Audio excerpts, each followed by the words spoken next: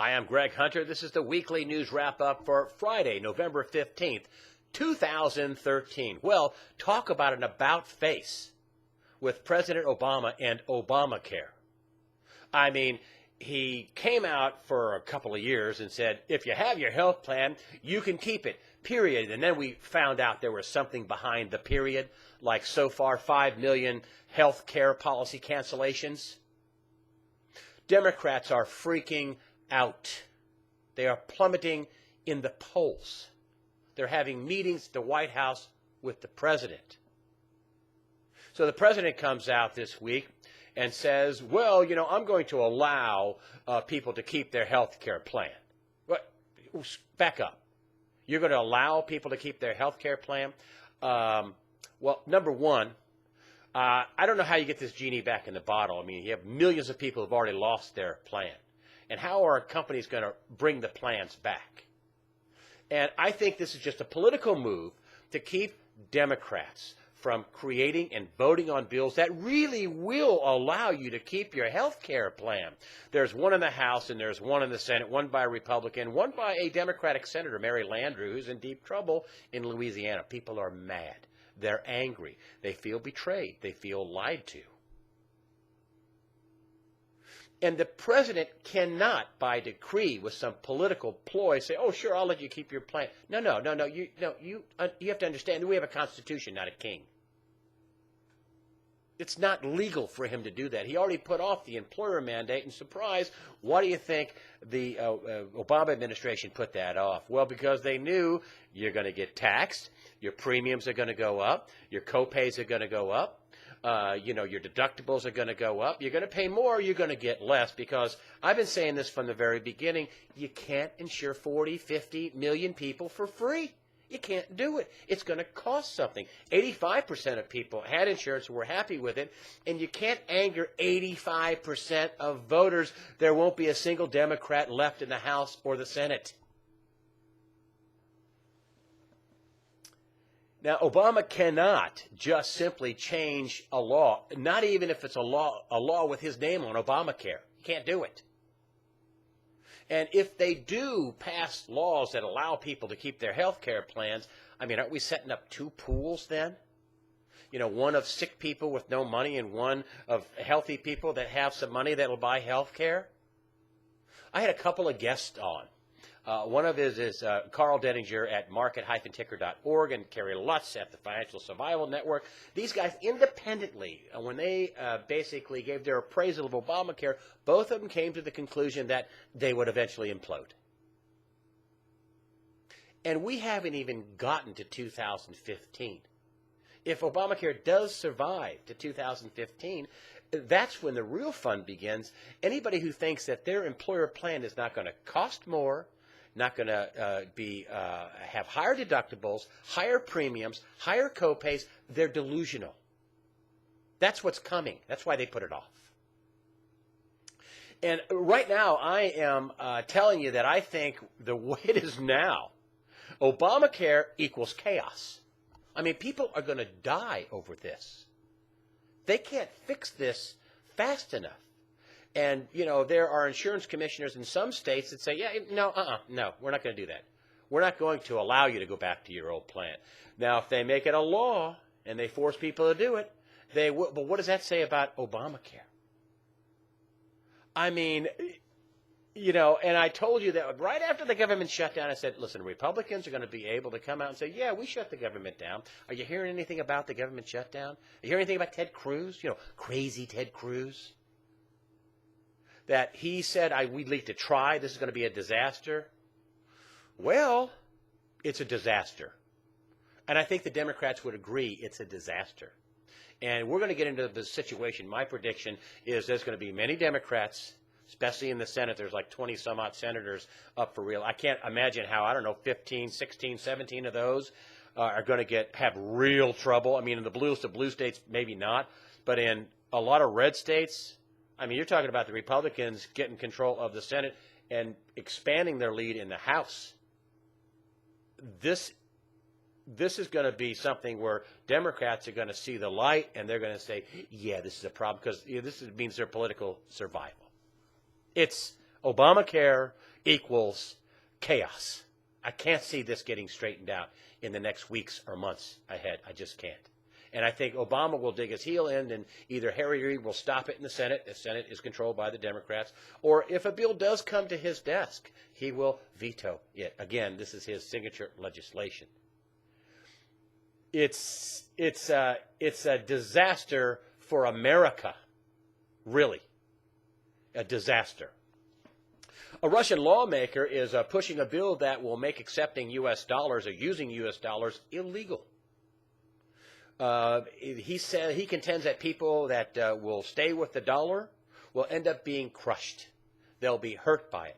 And he is saying that, countries need to wean themselves off the dollar. Hasn't that been a trend around the world with all these currency swaps with the yuan and pound sterling and ruble and yuan and rupee and all these different, isn't that, the whole world is moving away from the dollar? This Russian lawmaker, which I can't believe that he just did this on his own without, somebody like Vladimir Putin saying, yeah, I want you to do that.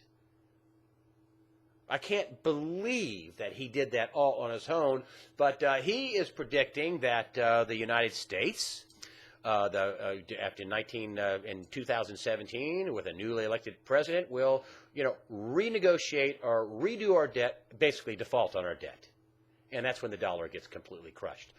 I don't know if it lasts until then.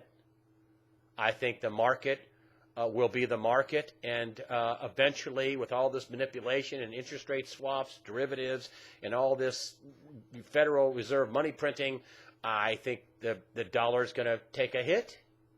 Before then, I'm an American, and I hate to say that. I'm just warning other Americans to take cover. Run, Forrest, run from the dollar. That's what the rest of the world is doing. My friend Gregory Mannarino, I called him about it. I said, what's your take on this? He said, I think the Russians, he's at TradersChoice.net, Gregory Mannarino, one of the guests here. He says, I think the Russians are, wanting the U.S. to pay its debt in gold. We're supposedly one of the world's biggest gold holders, 8,000 tons or so.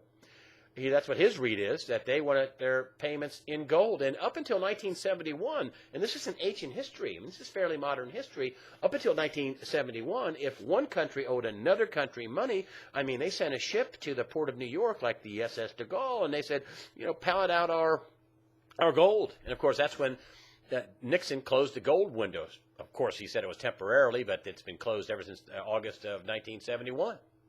But that's how countries paid debts to each other, by gold. That may be coming back. China is importing huge amounts of gold. And have you heard about Saudi Arabia? I didn't get this into the weekly news wrap-up. I'm sorry I didn't last week.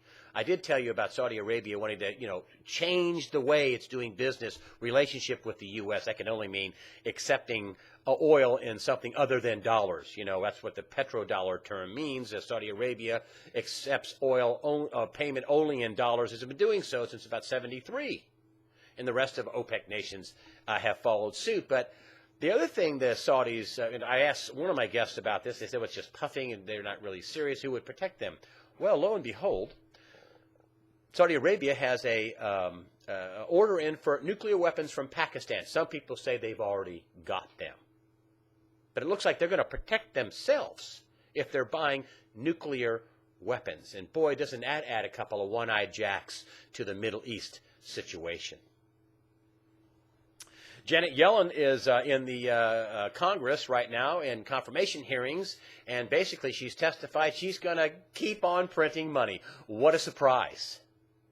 But here is a big, big surprise. And I got to read you this. There's a Federal Reserve official, and he was responsible for basically the implementation of all the QE, or a lot of the QE, the money printing to us common folks. Andrew Hazar, he wrote an op-ed piece in the Wall Street Journal, and he said he was sorry for the QE, quantitative easing, money printing. And basically, he pointed out it's going to have great costs. Let me tell you what the great costs are going to be: inflation. The history is clear about what happens to countries that print lots of paper currency. He also said it was, quote, the greatest backdoor Wall Street bailout of all time. This is a former Federal Reserve official. Finally, we're getting some clarity, which tells me we're getting close to the end game. Here's another thing that says we're getting close to the end game.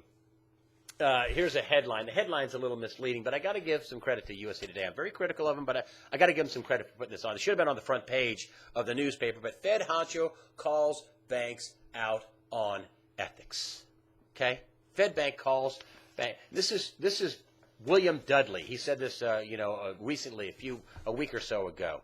And here's the quote that they included in this story. It's really not he calling banks out on ethics. He's calling banks out on crime and fraud.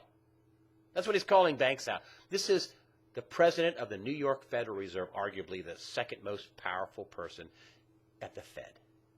And let me just put my glasses on and read the fine print here in the newspaper. And it says, he's opining about the big banks, about the big bankers, and he says, quote, they have an apparent lack of respect for the law, regulation, and public trust.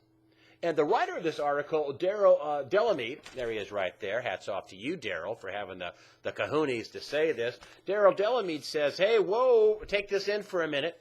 He says, that when he says the lack of respect for the law, he's not talking about running a stoplight, but major violations of laws against fraud and theft. Now, you think about that. William Dudley, the second most powerful guy, I don't think he's off the reservation complaining about all of the law breaking by some big Wall Street banks. And I've been talking about this, about how none of these guys get indicted, let alone go to jail. I mean, we've had, securities fraud. They sold liar loans and packaged them up in securities and said they were, AAA rated when they weren't. They're junk, and that's the Fed is buying 40 billion of these a month at least. You've got the LIBOR rate rigging scandal in an $800 trillion market. Nobody went to jail over that. Nobody went to jail for money laundering, for drug cartels, and countries on the terror list. Nobody goes to jail over that. You've got the forgery and perjury of foreclosure fraud, which they called it robo-signing, but it was fraud. And look at J.P. Morgan. They're just paying a $13 billion fine and, clawback for wrongdoing with how they handled mortgages. We're talking about fraud here. Then you add in the London whale debacle, where Jamie Dimon, the president of J.P. Morgan, says it's a $2 billion loss, and lo and behold, it's a $6.2 billion loss. He missed it by 4,200 million. The smartest guy in the room missed it by 4,200 million. And there are no criminal charges for anyone and any of these big banks. No criminal, just paying some fines. This is outrageous. They say at the end of an empire, the first thing people do is loot the treasury. Is that what's going on here? Is America being looted? I think it is. Coming up on Monday is Fabian Calvo. He's with the notehouse.us. I've done some great interviews with Fabian Calvo, but I have to say, this is one of the best interviews he's done. And he drops a couple of big bombs, like, the quantitative easing that the Fed admits to is $1 trillion a year. It's $85 billion a month. Fabian Calvo says, no. His sources, and this guy sits across from the table with people buying a couple hundred houses at a time. He deals with billionaires. His company handles $100 million in distressed debt in real estate a year. He says, no. My sources say it's way higher than $85 billion a month. And he breaks that little nugget on Monday right here on USAWatchdog.com. Thank you very much for joining us today. I'm Greg Hunter. Appreciate your support of the site, your comments. I have the smartest people on the internet, and thank you for using the donations button. That's the way I see it. Have a nice weekend.